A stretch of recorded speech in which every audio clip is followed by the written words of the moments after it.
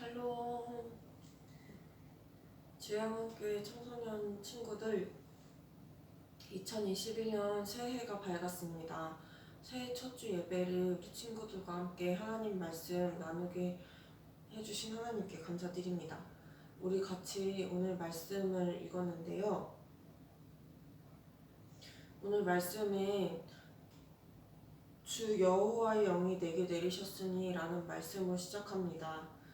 주 여호와의 영은 바로 하나님의 영이신 성령을 말합니다. 이 성령님이 내게 내리셨다라고 말하는데, 이사야서에서 나왔던 이 이사야 61장 1절에서 3절 말씀은 바로 예수님을 통해서 그 말씀이 이루어졌습니다. 예수님의 이름은 다른 말로 그리스도라고 하는데, 이 말은 기름 부음을 받은 분이라는 뜻입니다. 또 히브리어로는 메시아라는 말을 씁니다. 구원자 또는 기름 부음을 받았다라고 하는 예수님의 별칭은 바로 예수님께서 어떠한 분이신지를 특징으로 보여주고 있습니다. 예수님의 위에는 하나님의 영이 임하셨는데, 하나님의 영이신 성령님께서 예수님 위에 임하셨을 때 예수님께서 우리를 위한 구원자로서 또한 왕으로서 모든 일을 능력으로 감당하실 수 있게 되었습니다.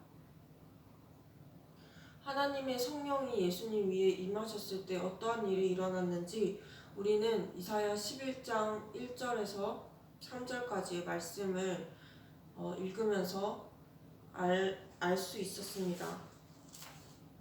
제가 그 말씀을 다시 읽어드리겠습니다. 이사야 11장 1절에서 3절 말씀입니다.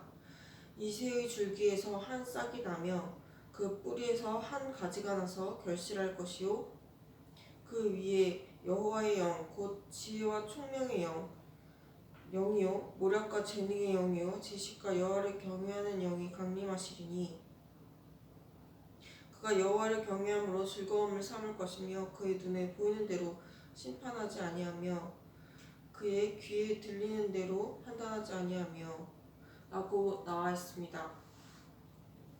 구약에서 기름 부음을 받는 사람은 세 종류의 사람이 있었는데, 바로 왕과 또 선지자 그리고 제사장이었습니다.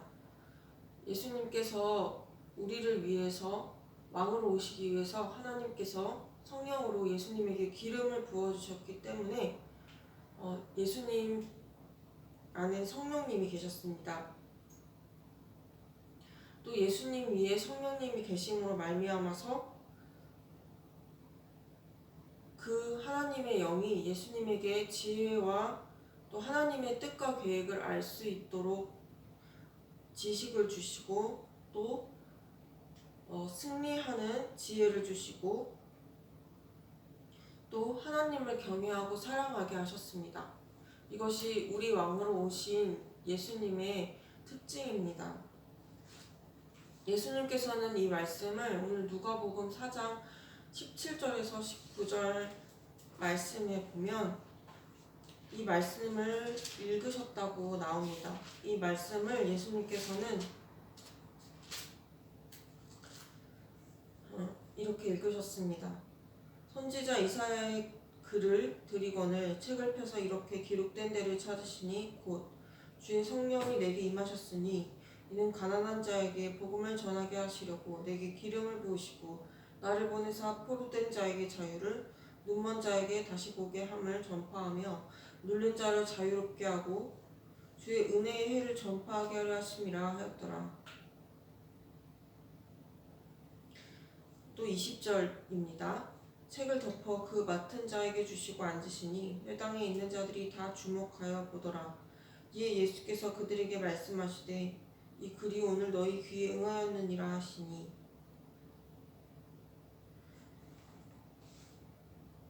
예수님께서는 이 말씀이 곧 자기에게 이루어진 말씀이라고 하십니다. 곧 하나님의 영이 그 위에 임하신 이사야 61장 1절에 나오는 사람이 곧 예수님이라는 것입니다. 그런데 이 기름 부으심은 특별한 목적을 위해서 기름이 부어진 것입니다.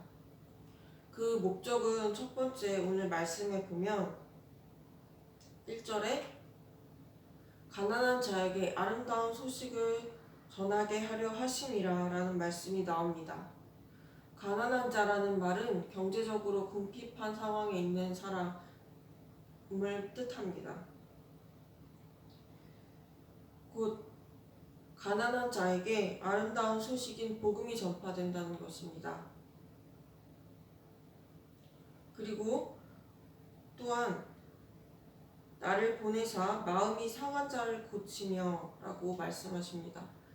하나님의 영인 성령이 예수님 위에 부어져서 예수님께서는 가난한 사람들에게 하나님의 구원의 소식을 알리셨고 또 마음이 상한 자를 고치기 위하여서 오셨다고 말씀하고 계십니다. 우리 주변에 그리고 또 구원받지 못한 사람들에게 얼마나 많은 상처가 있는지 모릅니다.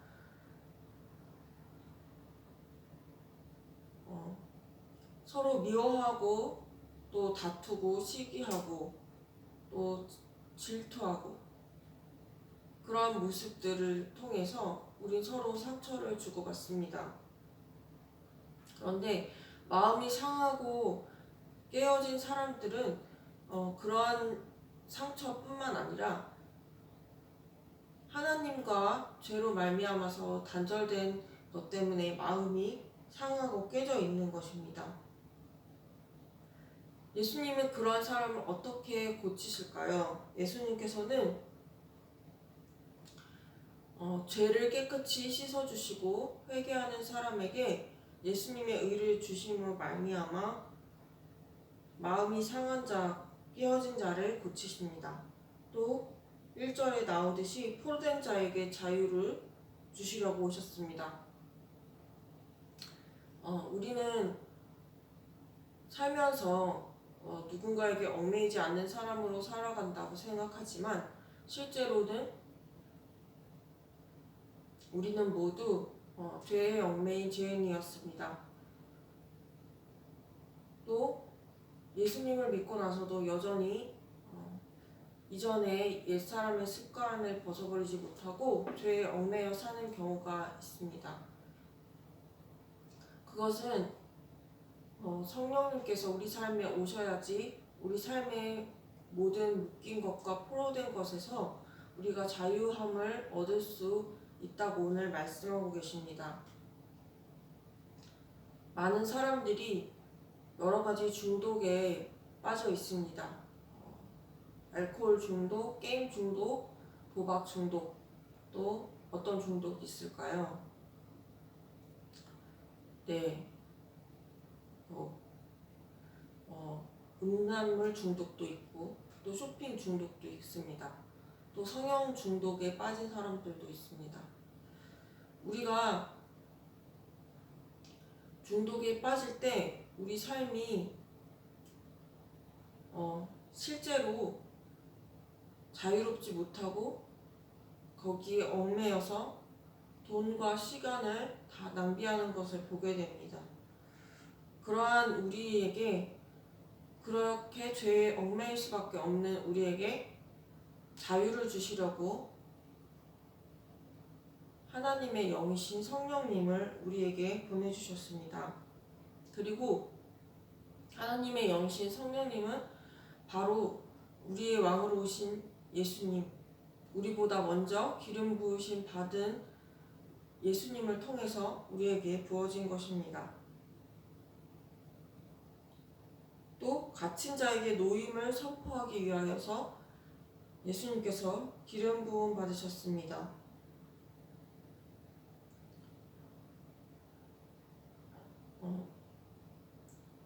포로된 것과 마찬가지로 우리는 어떠한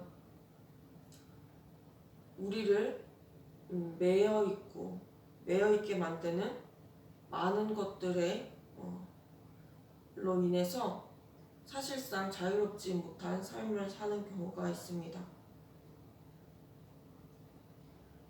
우리를 매고 얽어매는 것은 우리의 상처 또는 죄의 문제, 또 죽음을 두려워하는 것, 또 정신적인 혼란, 그리고 정신적인 질병 등 많은 것으로부터 우리가 갇혀 있는 삶을 삽니다. 그리고 우리가 사는 이 삶의 환경은 우리가 무엇인가에 자꾸 갇히고 또 하나님이 아닌 다른 것에 우리 마음을 쏟고 그것을 또한 섬기면서 살게 우리를 만드는 경우가 많습니다.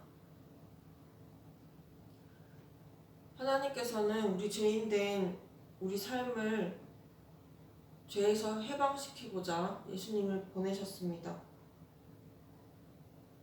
이스라엘 백성들은 자신들의 죄로 말미암아서 이방 바벨론 땅에서 포로가 되어서 실제로 종살이를 했습니다. 종살이라는 말을 좋아하는 사람은 아무도 없습니다.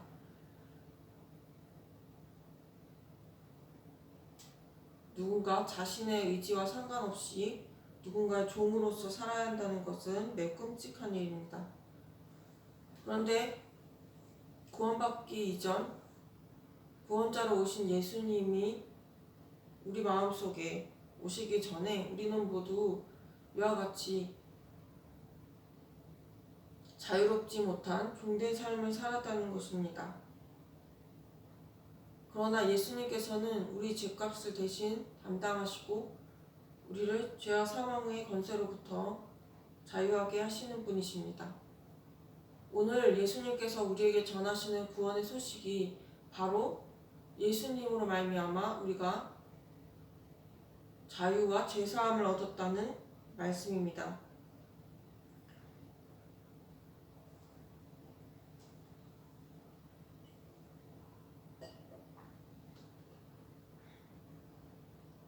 계속 이어서 이사야서 61장 2절은 예수님께서 성령의 기름 부음 받으신 것은 하나님의 은혜의 해를 선포하고 또 모든 슬픈 자를 위로하시기 위함이라고 말씀하고 계십니다. 하나님의 은혜의 해는 하나님께 애통하고 죄에 대해 슬퍼하는 사람들을 위한 것입니다. 예수님께서는 죄로 말미암아 종되었던 삶에서 돌이켜 하나님을 진정으로 섬기고자 하는 사람들, 죄의 짐에 눌려서 한평생 고되고 또 슬퍼할 수밖에 없는 삶을 바꾸셔서 하나님의 은혜를 체험하고 누리는 인생의 남은 날들을 우리에게 허락하신다고 오늘 말씀하십니다. 그것이 새해에 주는 하나님의 말씀이며 또한 우리에게 진정한 복이 되는 말씀입니다.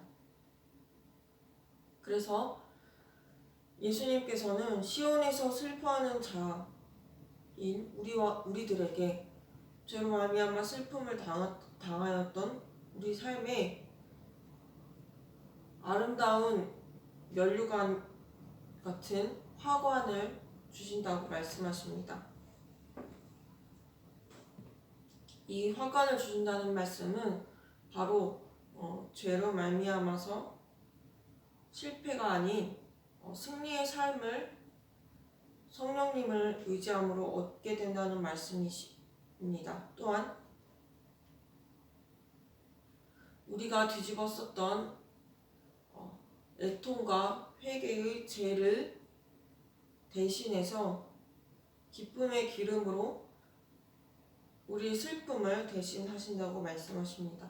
예수님께서 기름을 우리 위에 부어주시는데 바로 예수님과 동행하는 기쁨이고 성령님을 따라서 하나님을 경외하는 삶에게 주어지는 기쁨입니다. 또 슬퍼서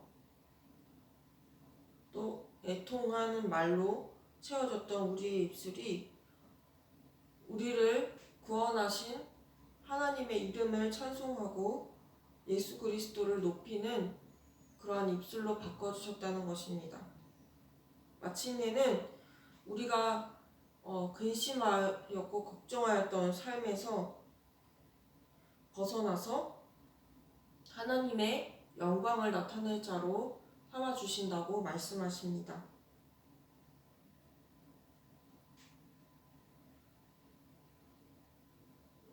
하나님께서는 우리를 직접 심으신 분이라고 말씀하십니다.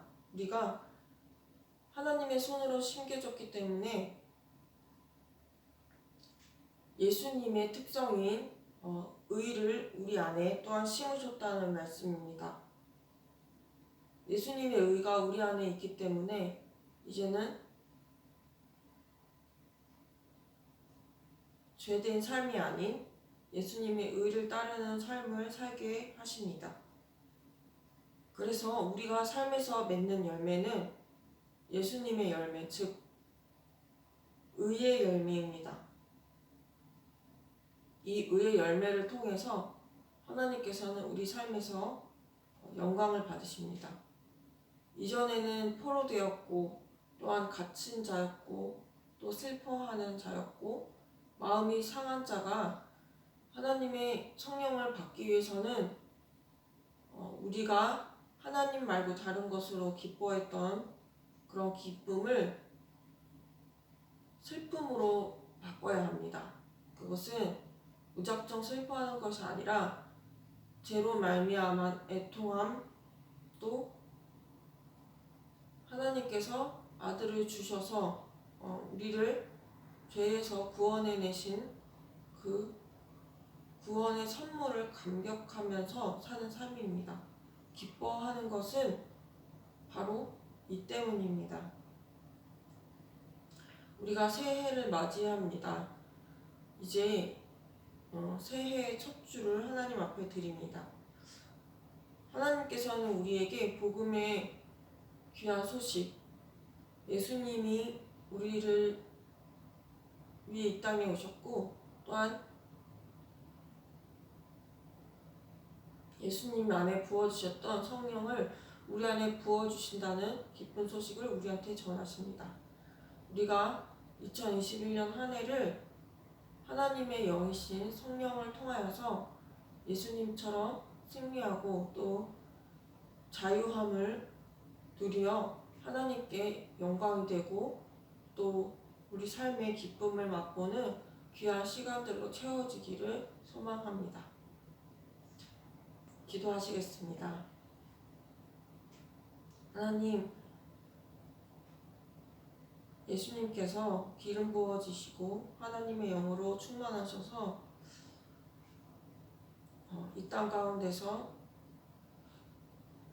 우리의 왕이 되시기 위하여 오셨습니다.